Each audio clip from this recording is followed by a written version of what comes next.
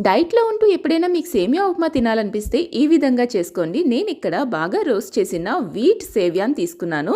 దాంట్లోకి number of vegetables ఏసుకుంటాను నేను. Like green peas, beans, capsicum, carrots, onions and అలాగే మిర్చి. అండ్ మనం ఉప్మాకి రెగ్యులర్‌గా ఏ తాలింపు అయితే వేస్తామో అదే తాలింపు ఒక్క స్పూన్ ఆలివ్ ఆయిల్‌లో వేసుకొని, ఇలా మొత్తం మనం ఏవైతే చాప్ చేసి పెట్టుకున్నామో అన్ని వెజిటబుల్స్ ఏసుకొని దోరగా వేయించుకోవాలి. ఎక్కువగా కుక్ చేసేయాల్సిన అవసరం లేదు. లైట్‌గా అవి వేసి మూత పెట్టేసి కొంచెం మగ్గనిచ్చేయాలి. అందులో ఉప్పు, పసుపు వేసుకొని కొద్దిగా మీకు ఇష్టమైతే గరం మసాలా లైట్‌గా వేసుకోండి. అండ్ ఇప్పుడు అలా మూత పెట్టేసి కొద్దిసేపు మగ్గాక అందులోని మనం సేవియా ఏదైతే రోస్ట్ చేసి పెట్టుకున్నామో ఆ సేవియాని మొత్తం వేసేసి కొంచెం వాటర్ వేయండి. అది ములిగేలాగా వేస్తే సరిపోతుంది. నేను దీంట్లో నా సీక్రెట్ రెసిపీ కొంచెం పాలు వేసుకుంటాను టేస్ట్ కోసం.